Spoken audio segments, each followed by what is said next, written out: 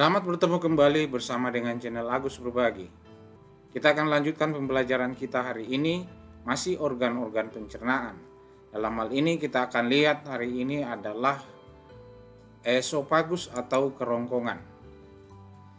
Bagian saluran pencernaan setelah rongga mulut yang berbatasan dengan rongga mulut adalah kerongkongan atau biasa disebut dengan esofagus. Nah, kira-kira kalau kita ukur panjangnya kurang lebih 20 cm kerongkongan kita. Pada pangkal kerongkongan terdapat epiglotis yang peranannya menutup saluran tenggorokan atau saluran pernapasan pada saat kita menelan makanan. Nah, ini penting karena antara tenggorokan dan kerongkongan itu berdampingan. Sementara kalau tenggorokan itu adalah saluran pernapasan, kerongkongan adalah saluran pencernaan. Supaya makanan itu masuk ke dalam kerongkongan ketika makan, maka ada satu katup di situ yang disebut dengan katup epiglotis yang berfungsi menutup tenggorokan pada saat kita makan. Nah, dalam situasi tertentu, misalnya kita batuk atau tertawa ketika kita makan, itu sebabnya makanan biasa keluar dari hidung. Karena katup epiglotis ini terbuka dan makanan masuk melalui tenggorokan, itu yang keluar dari hidung. Nah, itu berdampingan pada pangkal tenggorokan.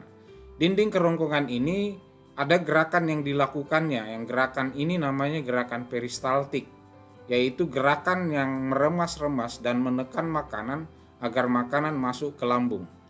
Nah, gerakan peristaltik ini yang mendorong makanan. Ketika kita selesai mengunyah lalu ditelan, maka makanan akan didorong oleh kerongkongan dengan gerakan peristaltik ini menuju ke lambung. Nah, ini bagian-bagian dari kerongkongan kalau saya perlihatkan. Nah, tentu saya tidak jelaskan semua yang tidak berkaitan dengan sistem pencernaan. Nah, yang berkaitan itu ada pada tenggorokan kerongkongan ini, bagian atasnya itu ada disebut nasofarinx, orofarinx, dan hipofarinx. Nah, yang saya mau tunjukkan ada di sini. Nah, ini kan esofagus atau kerongkongan, depannya adalah tenggorokan atau trakea. Pangkal trakea namanya larynx. Nah, kemudian katup epiglotis adalah yang ini. Nah, ini yang berperan ketika kita makan, turun makanan ke sini, maka trakea atau tenggorokan ini ditutup oleh epiglotis sehingga makanan masuk ke dalam kerongkongan atau esofagus. Nah, ini yang bagian ini yang penting. Nah, ketika kita berbicara ataukah tertawa pada saat batuk, kan ini bisa terbuka dan makanan itu masuk. Nah, itu biasa keluar dari hidung karena memang tenggorokan ini berhubungan dengan hidung.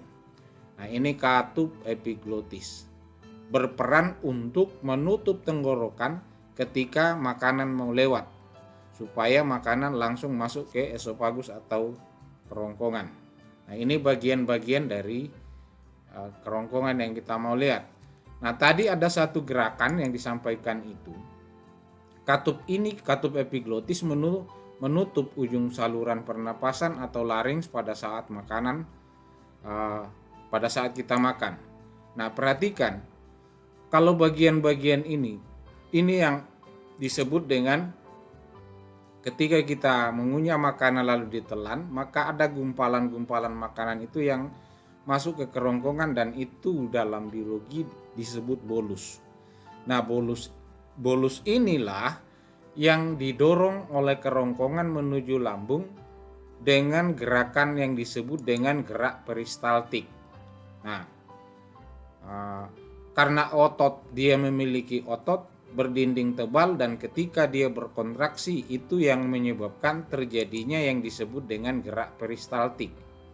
Otot kerongkongan berkontraksi mendorong bolus ke lambung dan gerakan ini namanya gerakan peristaltik. Perhatikan gambar ini.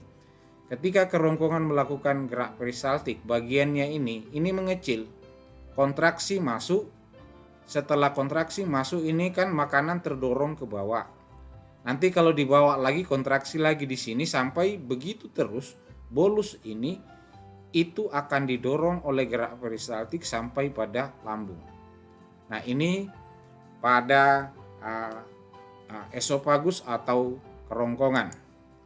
Nah, demikian pembahasan kita tentang esofagus atau kerongkongan. Sampai bertemu kembali bersama dengan channel Agus Berbagi.